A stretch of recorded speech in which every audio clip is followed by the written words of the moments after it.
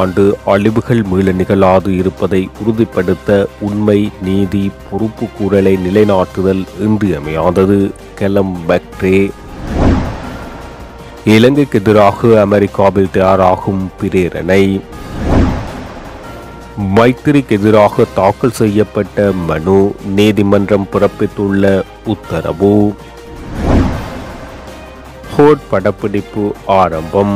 இலங்கை வருகிறார் நடிகர் விஜய். பீகாரை புனரமைப்புக்காக திலீபன் எம்பியால் நிதி ஒதுக்கீடு. நாட்டின் வறுமை விகிதம் 26% அதிகரிப்பு. ஜனாதிபதி தேர்தல் இவ்வருடம் நிச்சயம் நடாத்தப்படும். ரணில் திட்டவட்டம். உரிய காலத்தில் தேர்தலை நடாத்தும் வகையில் அரசியலமைப்பை மாற்ற வேண்டும். சித்தார்த்தன் வலியுறுத்து. கனடாவிடம் மீண்டும் அதிருப்தி வெளியிட்ட இலங்கை அரசு. இலங்கையில் 2009 ஆண்டில் இடம்பெற்ற மிக மோசமான வன்முறைகள் மற்றும் மீறல்கள் மீண்டும் நிகழாதிருப்பதை உறுதிப்படுத்துவதற்கு உண்மை கண்டறியப்பட்டு நீதி நிலைநாட்டப்படுவதும் பொறுப்பு கூறல் உறுதி செய்யப்படுவதும் இன்றியமையாததாகும் என நோ ஃபயர் சோன் ஆவணப்படத்தின் இயக்குனர் கெலம் மெக்ரே வலியுறுத்தியுள்ளார். இலங்கையில் இடம்பெற்ற இறுதிக்கட்ட போரின் போது தமிழ் மக்களுக்கு எதிராக நிகழ்த்தப்பட்ட போர்க்குற்ற காணொளிகளுடன் கூடியதாக கெலம் மெக்ரேவினால் தயாரிக்கப்பட்ட நோ ஃபயர் சோன் என்ற ஆவணப்படம் 11 வருடங்களுக்கு முன்னர் சனல்போ என்ற தொலைக்காட்சி சேவையில் வெளியாகி பாரிய அதிர்வலைகளை தோற்றுவித்தமை குறிப்பிடத்தக்கது. இந்நிலையில் யுத்தம் முடிவுக்கு கொண்டு வரப்பட்டு இவ்வருடத்தின் 15 ஆண்டுகள் பூர்த்தியடைந்திருப்பதை முன்னிட்டு கெலம் மெக்ரே வெளியிட்டுள்ள நினைவு செய்தியில் இதனை தெரிவித்துள்ளார். தமிழ் மக்கள் இனப்படுகொலை செய்யப்பட்டனர் என்பதை இலங்கை ஏற்றுக்கொள்ள வேண்டுமென 3 காரணிகளை முன்வைத்து அமெரிக்க காங்கிரஸ் இலங்கைக்கு எதிரான பிரேரணையை தயாரித்து வருவதாக தெரிவிக்கப்பட்டுள்ளது.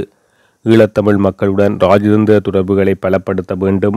அமெரிக்காவும் ஏனைய சர்வதேச சமூகங்களும் இணைந்து தமிழ் மக்களின் சுய நிர்ணய உரிமைகளுக்காக குரல் கொடுக்க வேண்டும் மற்றும் தமிழ் மக்கள் இனப்படுகொலை செய்யப்பட்டனர் என்பதை இலங்கை ஏற்றுக்கொள்ள வேண்டுமென 3 காரணிகளை முன்வைத்து பிரேரணை தயாரிக்கப்பட்டு வருவதாக கூறப்படுகின்றது.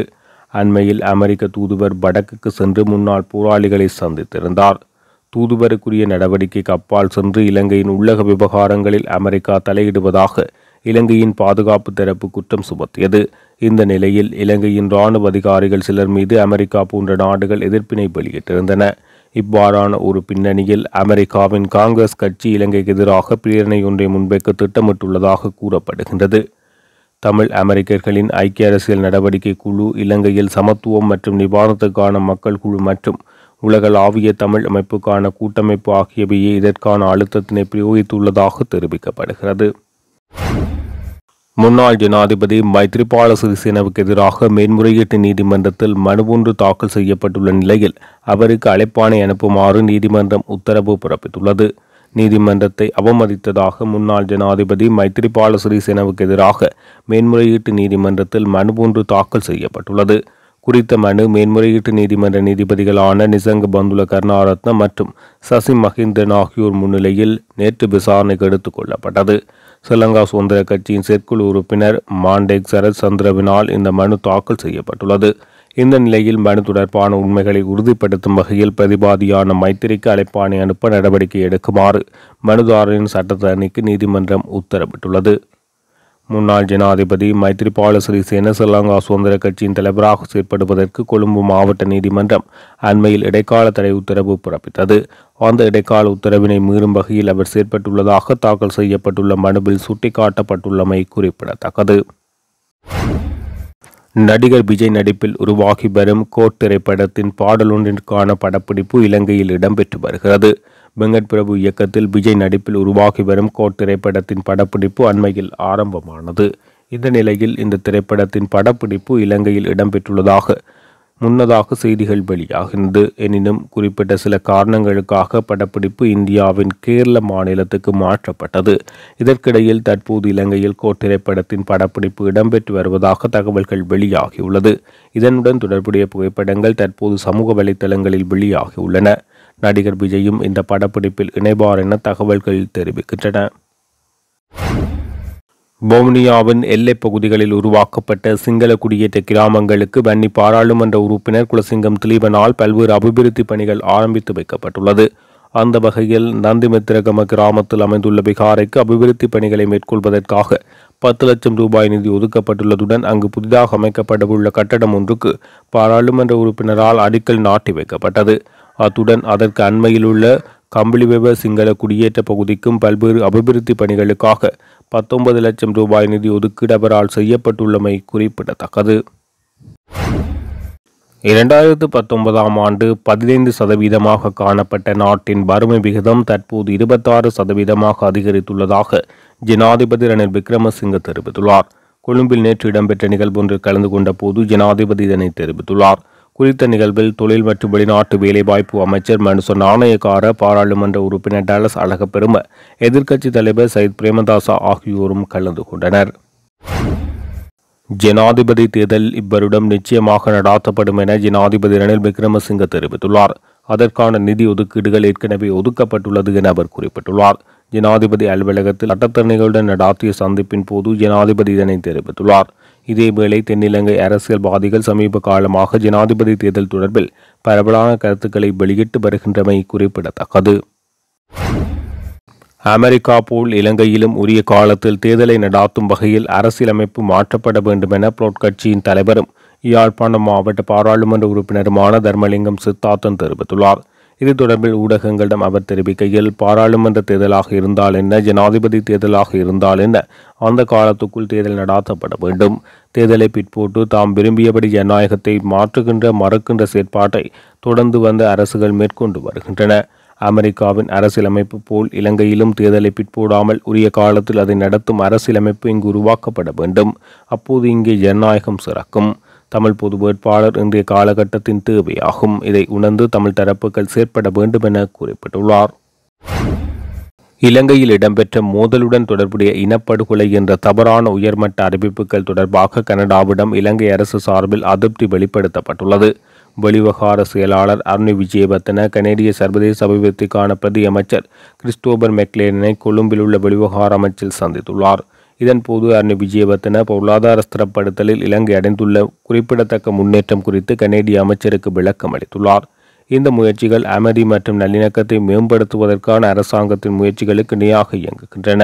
எனினும் இனப்படுகொலை என்ற கனடாவின் உயர்மட்ட அறிவிப்புகள் குறித்து கவலை வெளியிட்டுள்ள இலங்கையின் வெளிவகார செயலாளர், இலங்கையுடன் ஆக்கப்பூர்வமான முறையில் ஈடுபடுமாறும் உரையாடல் மற்றும் நல்லிணக்கத்தை எளிதாக்குமாறும் கனேடிய அமைச்சரிடம் கோரிக்கை விடுத்துள்ளார். இதற்கு பதிலளித்த கனேடிய பிரதி அமைச்சர், இலங்கையின் செய்தி கனடாவில் உள்ள உரிய அதிகாரிகளுக்கு தெரிவிக்கப்படும் என குறிப்பிட்டுள்ளார். மக்கள் தன்னெழுச்சியாக ஒன்று கூடுகின்ற நிகழ்வுகளாக இருப்பது ஒன்று மாவீரர் நாள் நிகழ்வு, இரண்டாவது முள்ளிவாய்க்கால் இன அழிப்பு நினைவேந்தல் நிகழ்வு. இந்த நிகழ்விலே இந்த முள்ளிவாய்க்கால் நினைவேந்தல் நிகழ்வை கடந்த 15 வருடங்களாக ஒரு குழு செய்து கொண்டு வருகிறது. அந்த குழுவோடு நாங்களும் ஒத்துழைத்து செயற்பட்டு வந்திருக்கிறோம். ஆனால் அந்த குழுவிடம் நாங்கள் தொடர்ச்சியாக வலியுறுத்தி வந்திருக்கிறோம். இந்த நினைவேந்தல் நாளிலே அந்த முள்ளிவாய்க்கால் படுகொலை நடந்தது என்பது 87ஆம் ஆண்டில் இலங்கை இந்திய ஒப்பந்தத்துக்கு பிற்பாடு இனப்பிரச்சினை தீர்வு என்ற பெயரில் இந்த 13ஆம் திருத்தச் சட்டம் ஊடாக கொண்டுவரப்பட இருக்கின்ற விடயங்களை எங்களுடைய இயக்கம் ஏற்றுக்கொள்ள வேண்டும் என்ற ஒரு நிர்பந்தம் பிரிவிக்கப்பட்ட பொழுது ஒட்டியாட்சிக்குட்பட்ட எந்த ஒரு தீர்வையும் ஏற்றுக்கொள்ள முடியாதென்று தலைவர் பிரபாகரன் உறுதியாக நின்ற இடத்திலே அவர்கள் மீது ஒரு யுத்தத்தை திணித்து அவர்களை அழித்துவிட்டு அல்லது அடிபணிய வைத்து 13ஆம் திருத்தச் சட்டம் ஒட்டியாட்சியை ஏற்றுக்கொள்ள வைப்பதற்காகத்தான் அந்த யுத்தம் ஆரம்பிக்கப்பட்டது.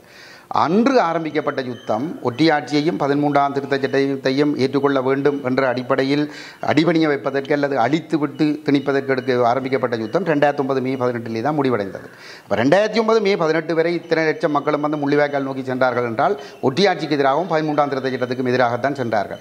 ஆகவே அந்த விடயம் இந்த முள்ளிவாய்க்கால் நினைவேந்தல் இன அழிப்பு நினைவேந்தல்களிலே ஆணித்தரமாக வலியுறுத்தப்பட வேண்டும் என்ற கருத்துக்களை எங்களுடைய கட்சித் தலைவர் கஜேந்திரகுமார் பொன்னம்பலம் தலைமையிலான எங்களுடைய அரசியல் இயக்கம் இந்த முள்ளிவாய்க்கால் நினைவேந்தல் ஏற்பாட்டு குழுவிடம் கடந்த 6-7 வருடங்களாக வந்து தொடர்ச்சியாக வலியுறுத்தி கொண்டே வருகின்றது.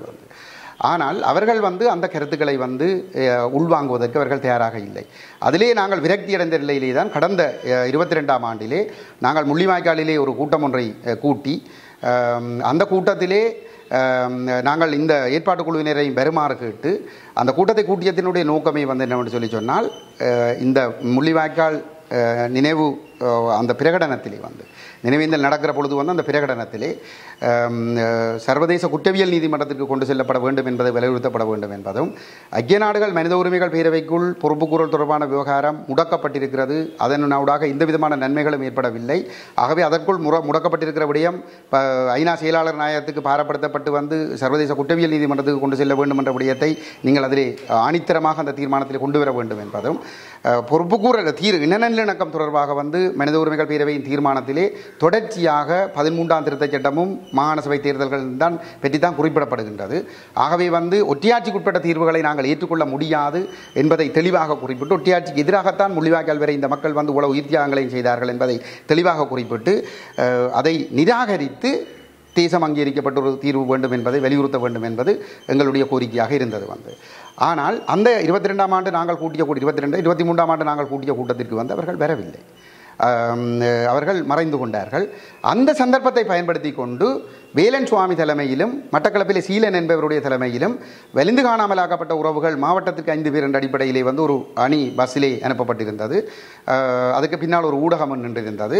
அந்த அணி அங்கே வந்து அவர்கள் நின்று கொண்டார்கள். அந்த சந்தர்ப்பத்தை பயன்படுத்தி இந்த முள்ளிவாய்க்கால் நினைவேந்தல் குழு வந்து வெறுமனே ஒரு மட்டுப்படுத்தப்பட்ட நபர்களை மட்டும்தான் கொண்டிருக்கிறது, 8 மாவட்டங்களையும் பரவலாக பிரதிநிதித்துவப்படுத்தவில்லை. ஆகவே 8 மாவட்டங்களையும் உள்ளடக்கியதாக அமைக்கப்பட வேண்டும்.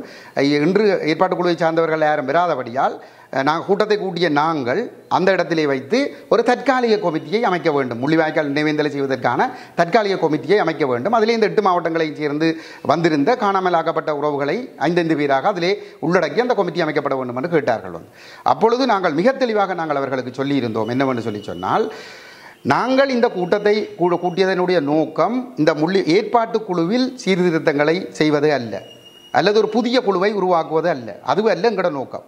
எங்களுடைய நோக்கம் அந்த ஏற்பாட்டு குழு வலியுறுத்த வேண்டிய பிரகடனத்திலே வலியுறுத்த வேண்டிய விடயங்கள் என்ன என்பதை அவர்களுக்கு இடித்துரைப்பது மட்டும்தான் எங்களுடைய நோக்கம். நாங்கள் அதை செய்ய போவதில்லை என்று சொல்லுவாங்க. அந்த இடத்திலே வந்து அவர்கள் தயார்படுத்தி கூட்டி கொண்டு வந்திருந்த சில அம்மாக்களை கொண்டு எங்களுக்கு எதிராக கடுமையான கேவலமான வார்த்தைகள் மூலமாக அவதூறுகளை பரப்பி அதை ஒரு குறிப்பிட்ட ஒரு தொலைக்காட்சி வீடியோ பதிவு செய்து அதை புலம்பெயர் தேசமங்கம் வந்து அதை பகிர்ந்திருந்தது. அதில் மாங்குளத்தில் இருந்து வந்திருந்த ஒரு ஊடகவியலாளர் அவர்தான் முக்கியமாக அந்த வலிந்து காணாமலாக்கப்பட்ட அம்மாக்களை அங்கங்கே மூளைக்கு மூளை கூட்டிக் கொண்டே வச்சு அவர்கள்ட்ட இருந்து கதையை சொல்லி இப்படி சொல்லுங்க இப்படி சொல்லுங்கன்னு சொல்லி கருத்துக்களை எடுத்து வந்து தமிழ் தேசிய மக்கள் முன்னணிக்கு எதிராக ஒரு தீவிரமான ஒரு பொய்ப்பரப்புரை வந்து அவர்கள் செய்திருந்தவர்கள் வந்து. அப்போ இது இப்படி நடந்து முடிஞ்ச ஒரு விஷயம். அப்போ நாங்கள் கூட்டத்தை கூட்டினது என்னத்துக்கு, இந்த தீர்மானத்தில் வந்து என்னென்ன விஷயங்கள் பெற வேணும் என்று சொல்கிறதுக்கு வந்து. ஆனால் அவர்கள் அதை கருத்து எடுக்க தயாரில்லை. இந்த ஆண்டு 15வது ஆண்டு சர்வதேச மன்னிப்பு சபையினுடைய செயலாளர் அந்த இடத்திற்கு வருகிறார். இந்த சர்வதேச மன்னிப்பு சபைக்கும் ஒரு காத்திரமான பங்கு இருக்கிறது வந்து இந்த பொறுப்புக்கூறல் தொடர்பாக வந்து ஏதாவது நடக்க வேண்டும் என்ற ஒரு அழுத்தத்தை வந்து சர்வதேச அளவிலேயே கொடுக்குறதுல வந்து அவர்களுக்கும் ஒரு பங்கு இருக்குது வந்து. அப்போ இந்த இடத்துல பாதிக்கப்பட்ட மக்கள் கிட்டத்தட்ட 50,000-75,000 பேர் அந்த இடத்துக்கு வந்து திரளுகிறார்கள். ஏற்பாட்டு குழுவின் அழைப்பின் பேரில் தான் நாங்கள் போகிறார்கள் வந்து. அந்தளவு மக்களுக்கும் சாட்சியாக வைத்துக்கொண்டு அவர்கள் வெளியிட்ட அறிக்கையில் சிங்கள பேரினவாதம் என்ற சொல் தவிர்க்கப்பட்டிருக்கிறது. 75 வருடமாக பேரினவாதம் தான் எங்களுக்கு எதிராக அடக்குமுறைகளை செய்து கொண்டு வந்திருக்குது, அழிவுகளை செய்து கொண்டு வந்திருக்கு. சிங்கள தேசியவாதம் தவறல்ல, சிங்கள பேரினவாதம் சிங்கள இனவாதம் தான் தவறு. அதிலே தேசியவாதம் என்று தான் பாவிக்கப்பட்டிருக்கிறதே தவிர பேரினவாதம் என்றோ இனவாதம் என்ற சொல்லு பயன்படுத்தப்படவில்லை. ஒன்று. இரண்டாவது, சர்வதேச விசாரணை வேண்டும் என்று தான் சொல்லப்பட்டிருக்கிறது. ஆனால் நாங்கள் கேட்டுக்கொண்டிருப்பது வந்து சர்வதேச குற்றவியல் நீதிமன்ற விசாரணையை தான் நாங்கள் கூறிக்கொண்டிருக்கிறோம். அல்லது விசேட குற்றவியல் தீர்ப்பாயம் ஒன்று வேண்டும் என்பதுதான் பாதிக்கப்பட்ட மக்களதும் எங்கள் போன்ற நேர்மையான அரசியல் தரப்புகளதும் கோரிக்கையாக இருக்கின்றது. அந்த சர்வதேச குற்றவியல் விசாரணை வேண்டும் என்ற கோரிக்கை திட்டமிட்டே வந்து தவிர்க்கப்பட்டிருக்கிறது. அது மட்டுமல்லாமல் ஐக்கிய நாடுகள் மனித உரிமைகள் பேரவைக்குள் 2012 இன்று வரை பொறுப்புக்கூறல் விவகாரம் முடக்கப்பட்டிருக்கிறது. மனித உரிமைகள் பேரவைக்கு குற்றவியல் விசாரணை நடத்துவதற்கான அதிகாரம் இல்லை. அதனை மனித உரிமைகள் பேரவையிலிருந்து வெளியே எடுத்து அதை பாதுகாப்பு சர்வதேச குற்றவியல் நீதிமன்றத்துக்கு கொண்டு செல்வதற்கு அல்லது ஒரு விசேட குற்றவியல் தீர்ப்பாயம் ஒன்றை அமைப்பதற்குரிய நடவடிக்கைகள் மேற்கொள்ளப்பட வேண்டும் என்ற கோரிக்கை அதில் வலியுறுத்தப்படவில்லை. மனித உரிமைகள் பேரவைக்குள் ஐக்கிய நாடுகள் மனித உரிமைகள் பேரவைக்குள் பொறுப்புக்கூறல் விவகாரம் வைத்திருப்பதில் எந்த பயனும் இல்லை, அது முடக்கப்பட்டிருக்கிறது என்ற விடயம் சுட்டிக்காட்டப்படவில்லை. பாதிக்கப்பட்ட மக்களாகிய நாங்கள் சொல்கிறோம் அதற்குள் பொறுப்புக்கூறலை வைத்திருக்க வேண்டாம், அதை சர்வதேச குற்றவியல் நீதிமன்றத்துக்கு கொண்டு செல்லுங்கள் என்ற கோரிக்கை அங்கே திட்டமிட்டு தவிர்க்கப்பட்டிருக்கின்றது.